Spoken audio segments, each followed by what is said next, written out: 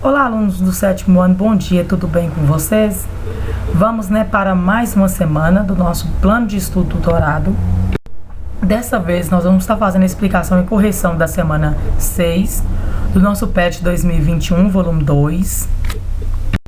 Na semana 6 nós vamos estar abordando um tema muito importante, nós vamos estar falando sobre as reformas religiosas, Nós vamos ver aqui que o século XVI ficou marcado pelo aumento nos questionamentos dos dogmas, ideias fundamentais da Igreja Católica e na forma como ela conduzia a sociedade, tanto dentro como fora da instituição. Vários pensadores escreveram e pregaram mudanças profundas, o que gerou uma série de movimentos religiosos que alteraram a postura da Igreja Católica e gerou diversas igrejas cristãs, no que chamamos de reformas protestantes.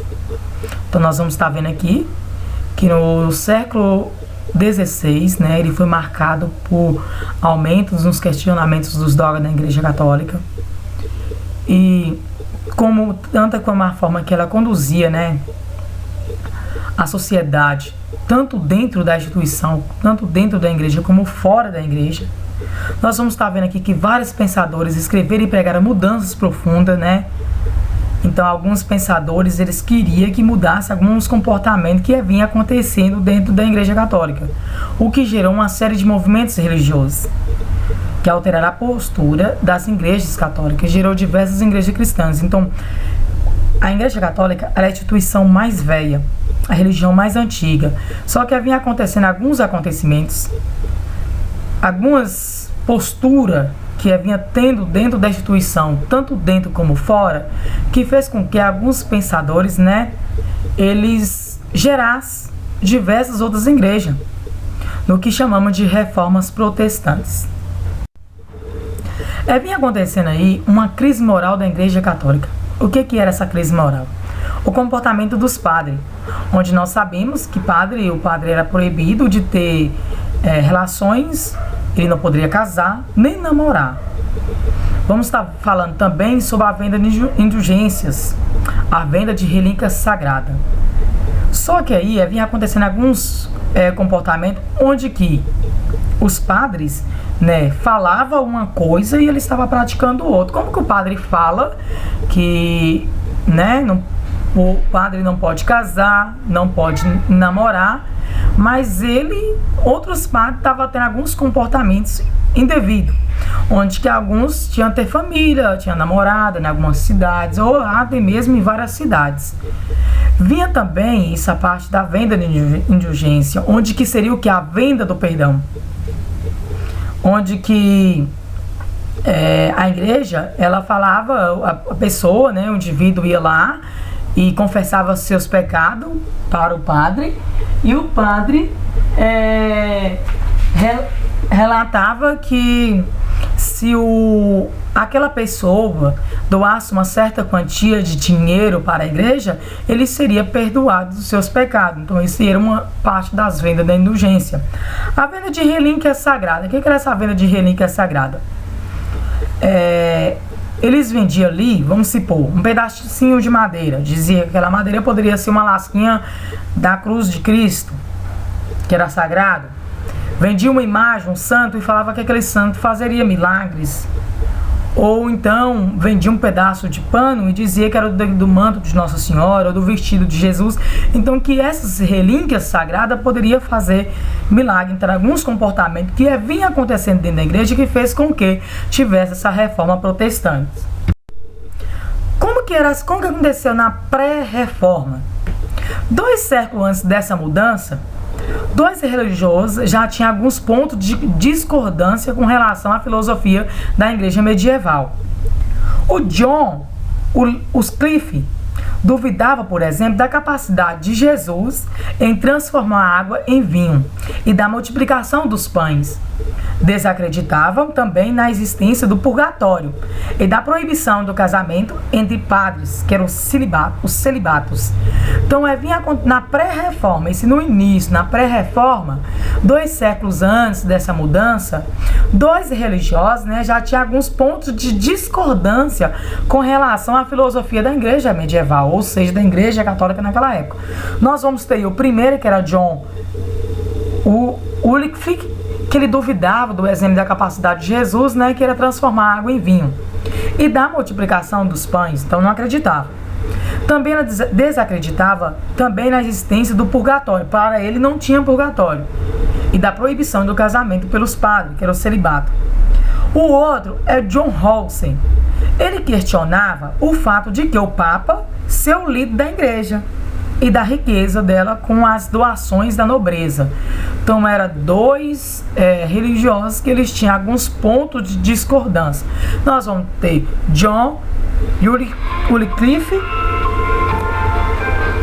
e nós vamos ter também o John Howson, que são os dois pensadores que eles vão ter pensamentos aí diferentes.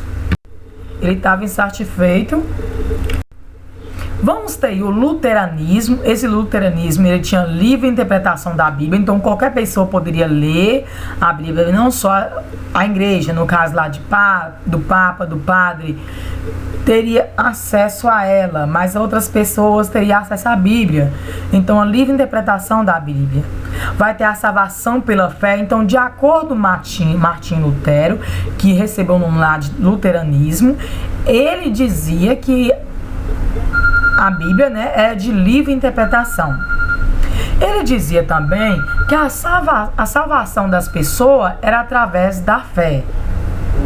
Ele tinha também os cultos mais simples. Então aconteciam os cultos mais simples. Martim Lutero também determinou que não houvesse nenhuma imagem nas igrejas. Então ele, tá vendo? Era totalmente diferente. Então acreditava num Deus único, num Deus vivo, né? Então vamos ter a livre interpretação da Bíblia, a salvação pela fé, onde que nós não precisávamos do perdão mais de papa, nem de bispo, nem de padre para você ter a salvação, mas a salvação é conduzida de acordo com a sua fé. Os cultos mais simples determinou que não houvesse mais nenhuma imagem nas igrejas, né? Onde que as pessoas iam passar a adorar não imagem mais feita lá em madeira ou de barro, mas adorar um Deus vivo que fez ali os céus e a terra.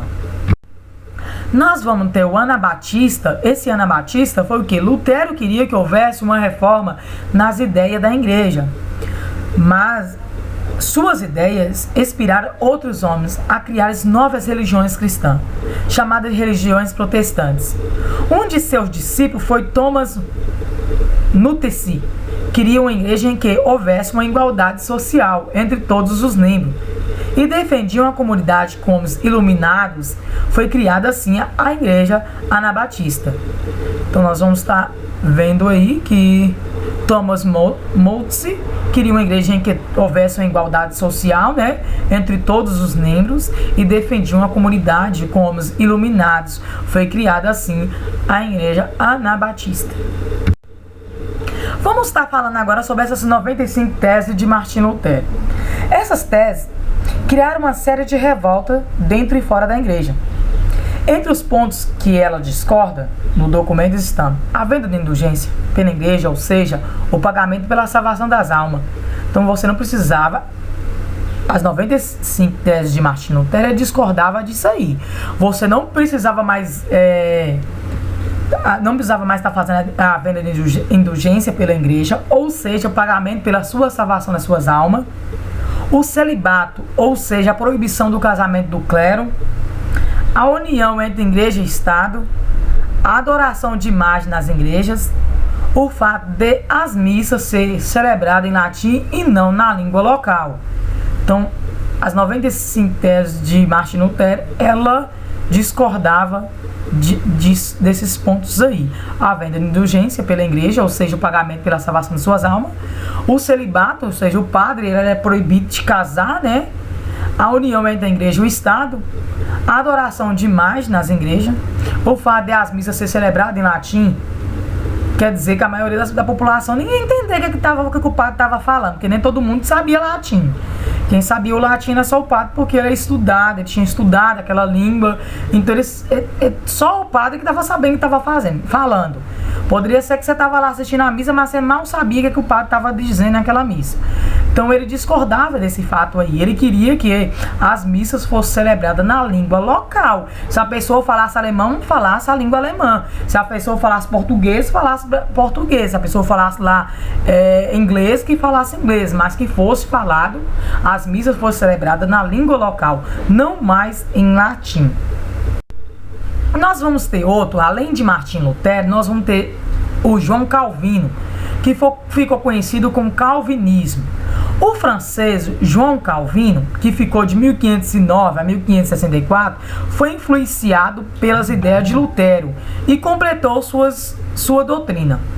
Então veio Martinho Lutero, depois foi João Calvino, e João Calvino ele foi influenciado pelas ideias de Lutero e completou a sua doutrina.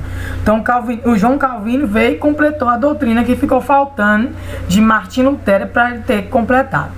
Para o Calvino, a salvação não dependia dos fiéis, e sim de Deus, que escolhe as pessoas que deverão ser salvas, que é a doutrina da predestinação.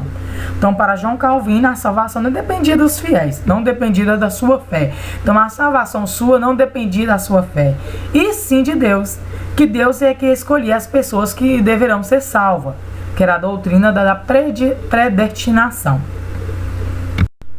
Nós vamos ter o anglicanismo, né? Esse anglicanismo foi o rei Henrique VIII queria se separar, mas isso não foi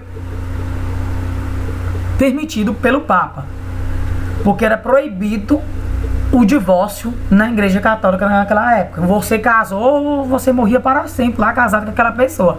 Não existia divórcio, não poderia divorciar. Casou, tá casado, não tinha jeito mais. Então o rei Henrique VIII, ele queria se separar da sua esposa, mas isso não foi permitido pelo Papa. Aí o que aconteceu? Em 1534, o rei Henrique VIII criou a Igreja Anglicana. A nova igreja está sujeita ao poder do rei e não do Papa. Então, nesse caso, como o Papa não mandava mais na igreja, não mandava nessa igreja que foi criada, que foi a Igreja Anglicana, ele poderia divorciar da sua esposa, porque na Igreja Católica estava proibido divórcio, o Papa não dava o divórcio, então ele não poderia separar de sua esposa. Então, como foi em 1534, ele criou a Igreja Anglicana. A nova igreja está sujeita ao poder do rei e não do Papa. O Estado expropriava inúmeras terras pertencentes à igreja. Então, a Igreja Católica era uma instituição muito rica. Naquela época, a Igreja Católica ela era dona de todas as terras. As terras eram da igreja. Então, houve uma separação da igreja com o Estado. Como o Estado se separou da igreja, o Estado fez o quê? Desapropriou as inúmeras terras pertencentes à igreja. Então o Estado tomou aquele monte de terra que pertencia à Igreja Católica naquela época. Muita semelhança com a Igreja Católica Romana, né? Houve ali muita semelhança entre a Igreja Católica Romana. A diferença, não reconhecimento do Papa e não utilização da imagem sacra.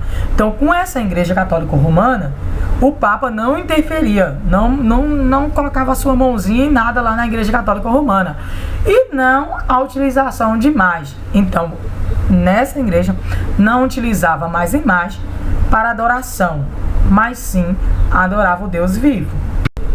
Vamos agora para a atividade. Nós vamos ter na número 1 um quadro que pede para vocês completar ele. Nós vamos estar pedindo na coluna à esquerda discordância de Lutero e vai estar pedindo a justificativa. A justificativa dessa discordância de Lutero, ela é uma resposta pessoal. Vocês que vão colocar de acordo a explicação que vocês entenderam, vocês vão estar colocando a justificativa. Eu só coloquei para vocês no quadro à esquerda a discordância de Lutero. Qual era essa discordância de Lutero? A venda de indulgência pela igreja, ou seja, o pagamento da salvação das doutrinas. O celibato, ou seja, a proibição do casamento do clero. A união entre a igreja e o Estado. A adoração de imagem nas igrejas. O fato de as missas serem celebradas em latim e não na língua local. Então, essa discordância que Martinho Lutero tinha na Igreja Católica naquela época. Quando pede a justificativa, vocês vão justificar por que motivo? Martim Lutero, ele discordava desses acontecimentos que vinha acontecendo com a Igreja Católica naquela época, ok? Então, quadro à direita vai ser resposta pessoal, vocês vão colocar. E o quadro à esquerda eu já coloquei para vocês quais foram as principais discordâncias de Martim Lutero. Vamos agora para a questão 2. A questão 2, ela no quadro à esquerda pede para nós igrejas protestantes. No quadro à direita pede para nós as características dessas igrejas. Eu coloquei para vocês já aqui a resposta, tanto da coluna à esquerda como da coluna à direita. Igrejas protestantes naquela época, luteranismo, era uma igreja protestante. Ela protestava. O que vinha foi uma igreja criada logo após os acontecimentos que vinha acontecendo com a Igreja Católica, e a sociedade estava insatisfeita com aquilo que vinha acontecendo. Então criaram as novas igrejas. A primeira, o luteranismo. Esse luteranismo, quais eram as características do luteranismo? Livre interpretação da Bíblia, onde que todos poderiam ler a Bíblia e interpretar da forma que queria. Salvação pela fé. Você era salvado pela fé que você tinha. Cultos mais simples. Essas são as características da igreja protestante, do luteranismo. Nós vamos ter a igreja protestante do calvinismo. Como que eram as características do calvinismo? A salvação não dependia dos fiéis, e sim de Deus, que escolhe as pessoas que deverão ser salvas, que era a doutrina da predestinação.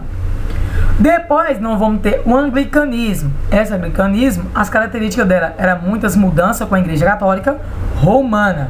Diferença, não reconhecimento do Papa e não utilização de imagens sacras. Então, essa vai ser a resposta da questão 2. Questão 3. Explique por que a imprensa de Gutenberg foi importante para a reforma protestante. Essa máquina utilizava tipos móveis, letrinha de metal, para reproduzir um texto escrito várias vezes, o que agilizava a divulgação de ideias e notícias. A tradução que Lutero fez da Bíblia do latim para o alemão também foi a imprensa nos modelos da imprensa de Gutenberg. Isso ajudou ainda mais na disseminação da leitura e na proliferação do protestantismo na Europa. Fim da explicação da semana 6 e bons estudos.